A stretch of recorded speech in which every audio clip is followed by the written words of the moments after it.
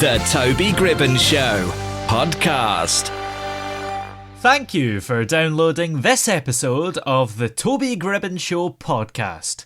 Don't forget you can listen to the full show live at shoutradio.org.uk and all of the clips right here on the podcast.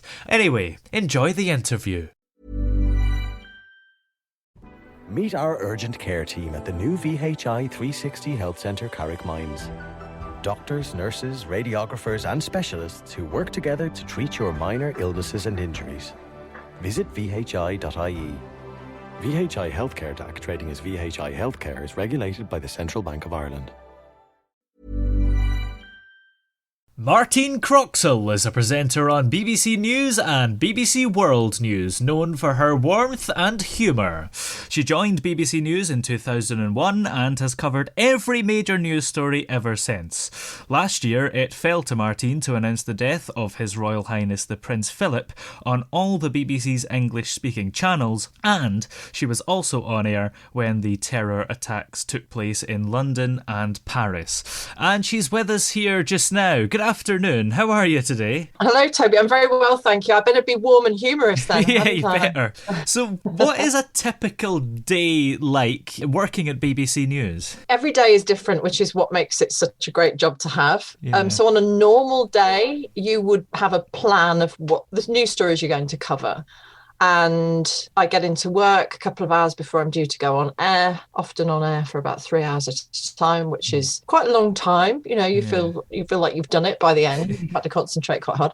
So I go in and I talk to the assistant editor who has decided which stories we're going to cover and how we're going to cover them.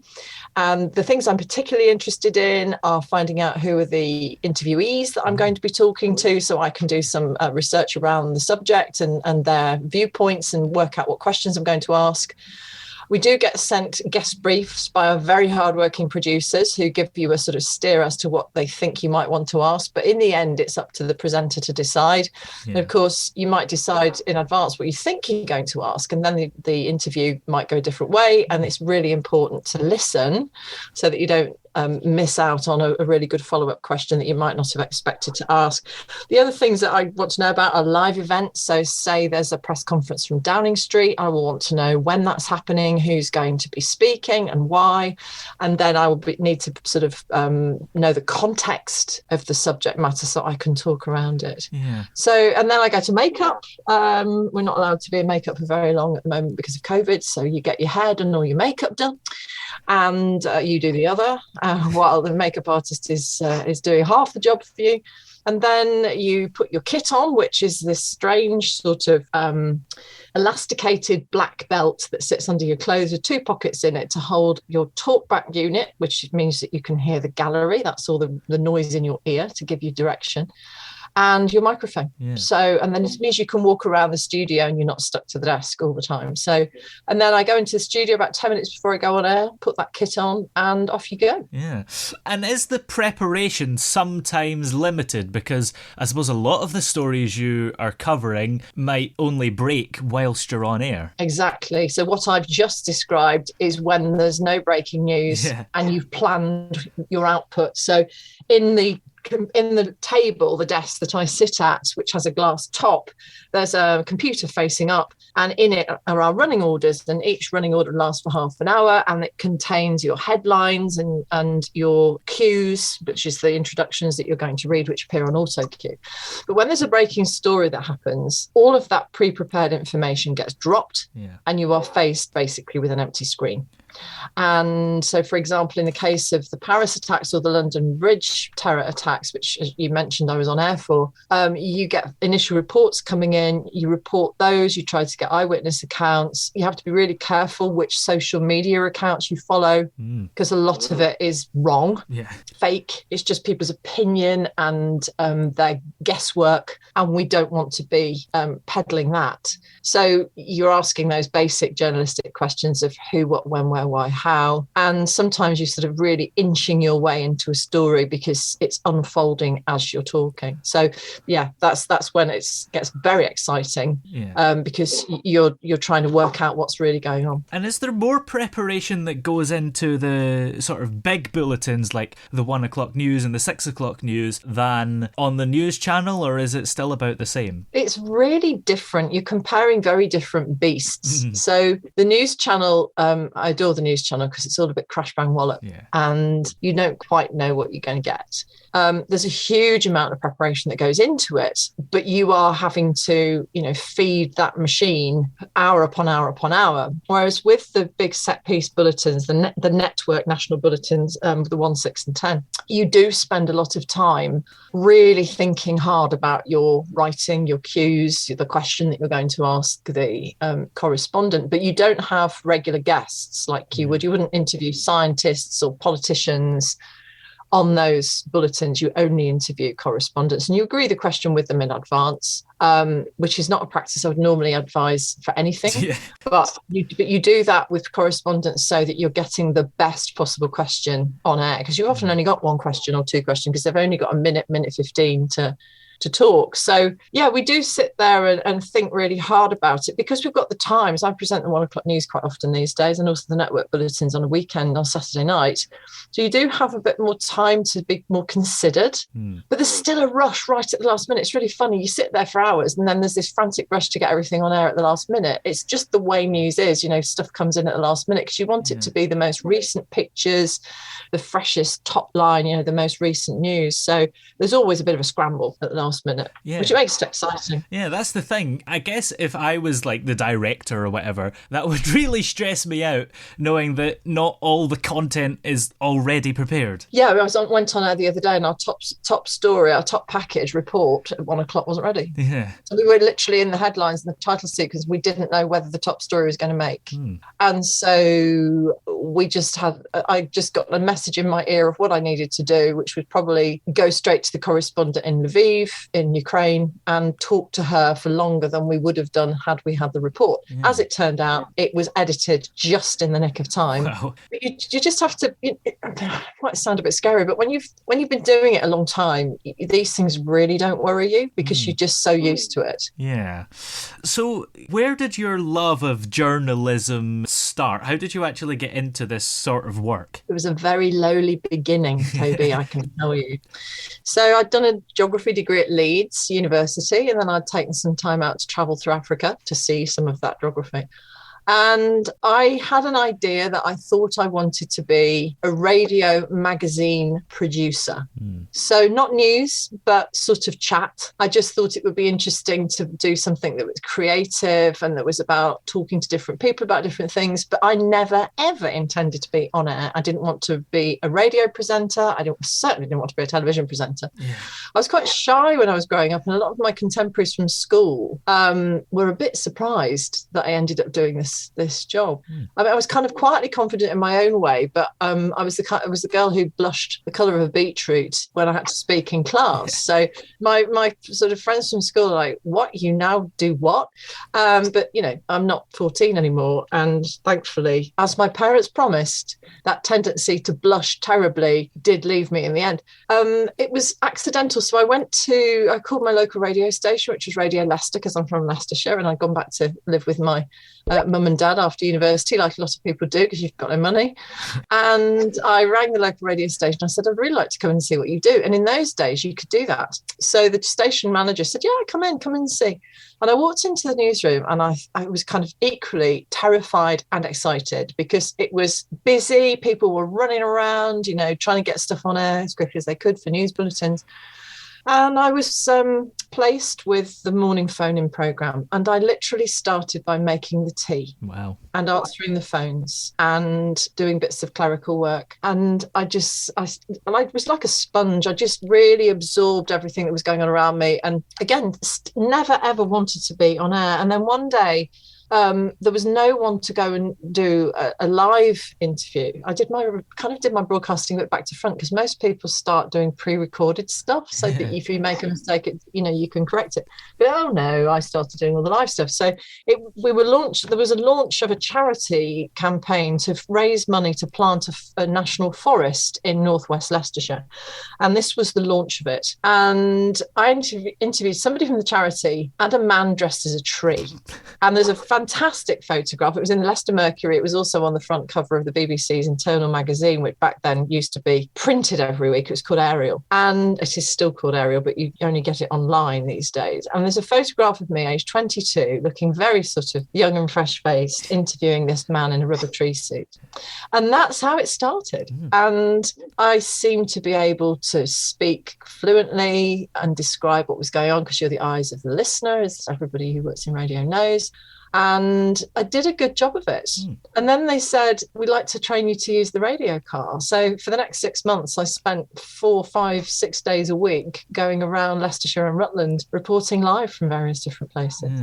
And then there was a real push in the 1990s, which is when this was, for everyone to have journalistic training. So they wanted me to be able to work in the newsroom at Radio Leicester, because I was good at doing live news reporting, but they wanted me to have the kind of theoretical and practical backup. So I went off to London for 3 weeks, and learnt my trade. And then I went off to Bristol to put those skills into practice in the Bristol newsroom. And then I went back to Radio Leicester as a reporter. And I did every job on the station, really. I did news editing shifts, news reading shifts. I was really good at creative packaging, which is where you turn a story into something interesting to listen to. And then I started to present programmes and never stopped. In the end, and this has happened all throughout my career. It's happening again to me now, which is a really nice position to be in. You get asked to do more and more and more, and you become better at it, and you're reliable and you're flexible, and you hopefully you're not too egotistical, and people like working with you, and then you get a chance to do lots of new things. So I was on air 7 days a week, and then I went to work in just a training attachment at East Midlands Today in Nottingham to learn some television, and I was there for about 4 months, and then I landed a job about 2 months later at BBC Elstree. The new VHI 360 Health Centre Carrick Mines gives our healthcare members access to 5 floors of clinical expertise, including urgent care, paediatrics and state-of-the-art diagnostics, all under one roof. Visit vhi.ie. VHI Healthcare DAC, trading as VHI Healthcare, is regulated by the Central Bank of Ireland. Drivers, look out for motorcyclists. Many collisions occur because a driver did not check or see a motorcyclist approaching. Check your blind spots before moving off, turning, changing lanes, reversing or parking. From the Road Safety Authority, supported by Carol Nash Insurance. Which is where they make EastEnders. Muppet Show. I was working for Newsroom South East, which was the precursor to what's now BBC London. And again, I was just fortunate, I suppose. I turned up as a broadcast journalist, so you're a bit of a jack of all trades, you do a bit of everything. And then one day, I'd been there about, a week and a half, and I got a phone call one night to say, you're doing the breakfast bulletins tomorrow. And I said, yes, I know, I'm producing them, I'm outputting them. And they went, no, you're presenting them. Wow. Somebody's gone sick. I was absolutely terrified. And I'd done loads of radio, but actually, being on air in front of a camera was totally different. And but again, I did it, and I did it okay, and I got better and better at it, and then I ended up being on air 7 days a week presenting. So it's partly about being in the right place at the right time. It's also wanting it and working hard and really putting the hours in. I mean, gosh, I used to work some really long hours. I didn't have any children, I wasn't married, I had no responsibilities, and I could just throw myself into work. And it was the most fantastic grounding. It really was. And I'm still doing new things now, which is really exciting. I've been with the BBC 30 years. Wow. And I'm still getting to do new things. So, it's partly about being in the right place at the right time, and also saying yes to things that frighten you. Yeah. And if you went back in time and told yourself all those years ago that in the future you would be a core presenter on BBC News, how do you think you would have reacted? I'd have said, don't be ridiculous. I would never have believed it. It wasn't how I saw myself. It just wasn't in my sights. I didn't even want to do it. So it wasn't a case of wanting wanting to do it and not thinking you could. It wasn't even what I set out to do, but I'm so glad I did. It's almost as if the job chose me. Yeah, that's an interesting idea. And of course, you recently won Celebrity Mastermind as well. That must have been fun. Oh, it was once it was over. Yeah. So I was asked if I'd like to do it. And, months in advance, you go, yeah, sure. And they liked the subject that I chose, which was Nellie Bly, who was the most famous journalist in North America in the late 1800s. And she was the pioneer of investigative journalism, known as stunt journalism back then. She had herself rather riskily admitted to a mental hospital in New York, almost didn't get out again. And when she got out, she reported about the conditions and the treatment of the patients, and she changed the way mental health patients were treated. And then she went round the world into following the fictional Phileas Fogg around the world in 80 days journey, and she did it for real on her own, which was very unusual for a woman to do in those days, and she did it in 72 days. And then she wrote about it. She was a foreign correspondent. She was a social justice campaigner. She was a feminist. And she was an industrialist and an inventor. She was a really amazing woman. She'd probably been quite annoying, actually, but she was fascinating. Anyway, so that was my chosen subject. And then just before I was going to Belfast to record it, I just thought, what am I doing? This is insane. I don't want to do this. I was so stupid to agree. Anyway, it's too late. So, I turned up and I sat in that studio. It's a very beautiful studio. There's no audience anymore because of COVID. And it's an illuminated floor. That black chair looks tiny. Wow. And they trickle that music in and it's so menacing. And it just makes you feel even worse. And I sat there and I couldn't stop my legs shaking. I was so nervous. And I'm used to being in a live TV studio. I love live TV. But and I was even being asked questions by my colleague Clive Murray, who I've worked with for years. But it was really, really scary. But as it turned out, I'd done my homework. I'm a bit head girl about these things. And I got 10 out of 10, thankfully, on my specialist subject. And then I got 11 out of 15 on the general knowledge round. I think journalists and stand-up comedians tend to do quite well with the general knowledge because we're absorbing information all the time. So I came home with a trophy. I was very happy about that. I was going to say, being a news presenter must be an advantage because you have to be quite knowledgeable, I suppose, and actually you've witnessed a lot of the things that questions might be about. Yes, very much so. And also as a geographer, by my sort of academic background, I'm just interested in a lot of things. I'm a fellow of the Royal Geographical Society. I host events for them. So I get to learn about and listen to lots of really interesting, clever, well-informed people, and you absorb some of it. I mean, not all of it. I'm not an expert on anything in particular, apart from possibly equal pay. But your brain holds on to quite a lot of stuff. It's just a case of accessing it. Yes. Now, last year, of course, it was down to you to break the news of the death of His Royal Highness the Prince Philip. What was going through your head in that moment? I don't want to be here. I want to run away from this studio, was what was really going on in my head, if I'm honest. The hour before it, 11 till 12 o'clock on the 9th of April, was very quiet, not much going on. And we'd kind of been having a bit of a laugh and a joke, behind the scene.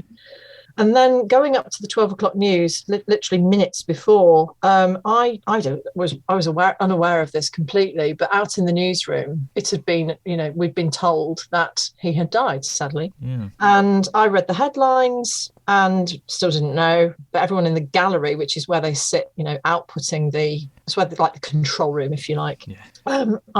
They all knew. And then during the title sequence, the 10 seconds of music off the back of the headlines, Chris Gray, who's a fantastic producer who was on shift that day, he said, "Martine, we think the Duke's died." And I just went, "Don't joke about this. It's not funny." And he said, "I'm going to send you the confirmation." So he sent me an email into my computer in the desk. And I just went, "No." And I was told that I was to break the news off the back of a report about transport and COVID. And I just knew in that moment that I was going to have to change change gear, Yeah. and that I got to get it right for everyone. I got to get it right for the BBC. I'd got to get it. It's really, it might sound a bit pompous, and I don't mean it to, but I felt like I'd got to get it right for everyone in the country. Yeah. Got to get it right for the Queen. You know, that might sound a bit exaggerated, but I was very conscious of the fact that, you know, this had happened during COVID. Lots and lots of people had lost people they cared about because of coronavirus. And here was the Queen, who, you know, her husband and consort of 73 years had died. And in a way, it's a great leveler, isn't it? Because whether you're the Queen or whether you're just a sort of regular member of the public, to lose somebody you care about it's a common thing for us all. Yeah. So I kept thinking about her, and that helps with tone, because the most important thing for a presenter to get right is tone and pace. Don't rush. Think about what you're saying. Think about how you're saying it. Mean what you say. And so I had about 4 minutes that I had, during which I interviewed down on the phone Nicholas Witchell, our royal correspondent, and we kept going for about 4 minutes until we reached the 9 minutes past 12 mark, at which point, having taken off a necklace and put on a black jacket out of vision, we brought all of the English-speaking TV channels together, and I broke the news, and we went into the agreed programme. And once that was underway, I settled down. I stopped feeling quite so panicky, but I did feel very clearly that I got to get it right, because this was going to become part of the archive, and it was going to be played again and again and again. And I couldn't afford to get it wrong. Now, fortunately, I work with extremely professional, talented people. So although I'm the person that you see on the screen, there are dozens and dozens and dozens of other people behind the scenes, producers, other journalists, editors, people who have production skills, so their sound, vision, comms, direction, camera operators, floor managers, they're all really good at their jobs too. So you all work together and hopefully you get it right. And that day we did. Yeah, absolutely. And I think Clive Myrie actually said this to you on Mastermind, but it's something that if you get it wrong, that's going to define your career, isn't it? Yeah, it's wrong forever. And a lot of my colleagues said, I'm glad it was you. I mean, they'll all be perfectly capable of doing it too. It's just, it's as you say, it could be career defining in a good way or a bad way. Yeah. So you just want to do every story justice, you know. It's often people's lives are deeply affected by the stuff we're reporting, and you have to get it right for them. Yeah. And although in that moment when it first broke you wanted to run away, do you still think it's perhaps a privilege that it was you that got to break such big news? Absolutely. I think my job is a privilege every single day, because you can make a difference to people's lives with the things that we do, because you can give people information, hopefully, that's helpful to them. But it's a total privilege. Yeah. And I'm very glad it fell to me and that I did a good job of it. Yeah. Now, would you want to do any other presenting outside of the news? Yes, I would, but it's about the opportunities that come along. I mean, so today I'm going to North Wales and I'm going to be presenting from Brill in North Wales. So it's news, but I'm out of the studio. So that's quite a nice thing to get to do. I would quite like to make some documentaries about some things that I am interested in, but I haven't formulated those properly yet. I wouldn't actually mind having a go to quiz show. Not Mastermind, because I was doing that, but I don't know, something like that might be fun. Yeah yeah I'll watch it if I got the chance. Yeah. Well, where are we able to keep up to date with you everywhere? I'm on the BBC News channel 4 times a week, or on the BBC 1 o'clock news, or the network news on a Saturday night. I'm on Twitter, so I try. I'm very fortunate to have a lot of followers, most of whom are extremely nice people, and I try to engage with as many people as I can. It's getting more and more difficult now because there are so many of them, but I do try, and you can have some really nice interactions with people. So that's where really I haven't joined Instagram or TikTok yet, because my children have told me I can't, because I'd be too embarrassing. I think it's actually because I'd probably get more followers than them. Yeah, probably. I don't know, but they don't want me to embarrass them, because mums are really embarrassing, aren't they? So it's social media or the telly, really. Sometimes I host events as well that people can come to. So well, many thanks for joining us here today. It's been great to talk to you. It's a pleasure, Toby. Thank you for inviting me. The new VHI 360 Health Centre Carrickmines gives our healthcare members access to 5 floors of clinical expertise, including urgent care, paediatrics and state-of-the-art diagnostics, all under one roof. Visit vhi.ie. VHI Healthcare DAC, trading as VHI Healthcare, is regulated by the Central Bank of Ireland.